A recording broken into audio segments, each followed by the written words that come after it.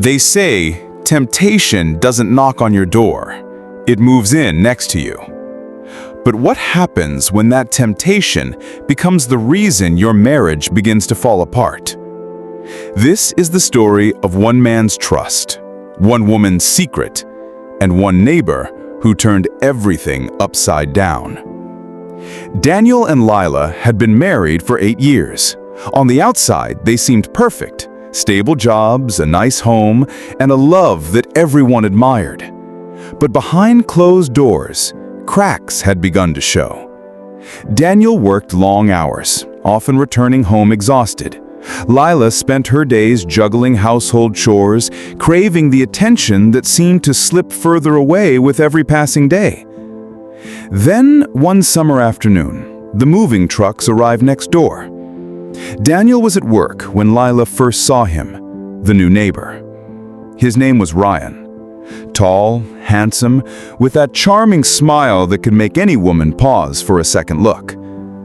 He introduced himself politely, offering a firm handshake and a warmth that instantly disarmed her. "Welcome to the neighborhood," Lila said, trying not to stare too much. "Thanks," Ryan replied, his voice deep, confident. "Looks like I'm lucky to have such friendly neighbors." It started innocently. Just small talk over the fence, casual waves when he came back from his morning runs. But Lila noticed something Daniel hadn't in years. Ryan noticed her. He complimented her smile, her garden, even the way she laughed. Little things Daniel had stopped saying long ago. At first, she brushed it off. "He's just being nice," she told herself. But as the days passed, those conversations grew longer. Ryan would linger, asking about her day, making her laugh with stories about his life. And every time, Lila felt that spark, the one she hadn't felt in so long. One evening, Daniel came home late again. Lila had prepared his favorite meal, but he barely touched it. His eyes stayed glued to his phone as he mumbled something about work. "Do you even see me anymore, Daniel?" Lila asked softly. "Of course I do. I'm just tired, Lila. You know I'm doing this for us." "For us?" she repeated, her voice cracking. "When was the last time you actually spent time with me? Looked at me like you used to?" Daniel sighed, rubbing his temples. "Not tonight, please. I can't fight right now." And with that, he walked to the bedroom, leaving her alone at the table again. The next day, Ryan found her in the yard, tears still fresh in her eyes.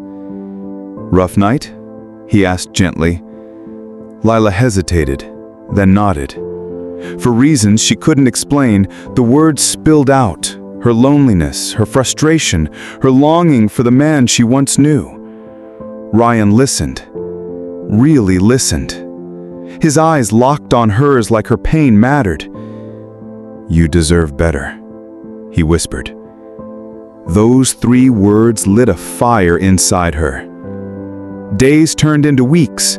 Coffee on the porch, walks around the block, jokes that turned into touches, a hand brushing against hers, a lingering glance that said everything words couldn't. One evening, Daniel called to say he'd be working late again. Lila didn't feel angry this time. She felt numb. And when Ryan texted, "Come over, just for a drink," she didn't hesitate. His house was dimly lit, soft music playing in the background. 1 glass of wine became 2. Then, without warning, Ryan leaned in and kissed her. Lila froze for a moment, then kissed him back. It was wrong. Every part of her knew it. But in that moment, the loneliness faded. The emptiness disappeared. She felt wanted again, desired, alive. When she returned home, guilt consumed her. Daniel was asleep on the couch, his laptop still open, work emails glowing on the screen. She stared at him, wondering if this was her punishment for loving a man who no longer had time for her. She told herself it was a mistake, that it would never happen again. But temptation, once you let it in, it doesn't leave quietly. It happened again and again, until it wasn't just temptation anymore.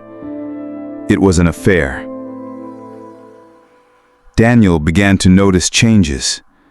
Lila dressed differently, smiled at her phone more, seemed distant when he spoke. At first, he ignored it, blaming work stress for the tension between them. But then came the night when everything unraveled. Daniel came home earlier than expected. The house was quiet, but he heard laughter coming from next door. He walked outside, and there they were, Lila and Ryan, sitting on the porch, their hands too close, their smiles too intimate. "Lila," Daniel called, his voice sharp. She jumped, her face turning pale. Ryan leaned back casually, but his smirk gave him away. "What's going on?" Daniel demanded. "Nothing. We were just talking." "Talking, right." He stormed inside, his heart pounding like a drum. Lila followed him, her words tumbling over themselves. "Daniel, please, it's not what you think." But the truth was written all over her face. Daniel grabbed her phone. One look at the messages, and his world collapsed. The woman he loved, the woman he sacrificed everything for, had given herself to another man. His hand shook as he whispered, "How long?" Lila's tears fell like rain. I never meant to hurt you, Daniel. I was so lonely. You weren't there." "I wasn't there?" Daniel's voice cracked. "I was breaking my back for us, for this home, for our future." He dropped the phone, his chest heaving. "You could have talked to me, Lila. You could have told me before this." But it was too late. The trust was gone.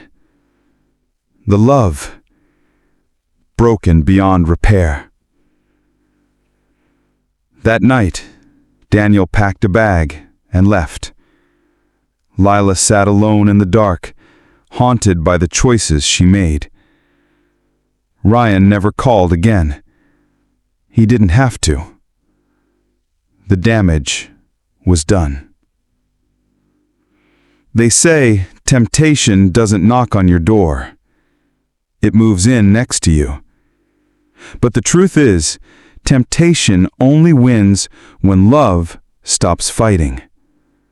Attention, time, affection, they cost nothing. But if you stop giving them, someone else will. If this story shook you, hit like, subscribe, and share your thoughts below.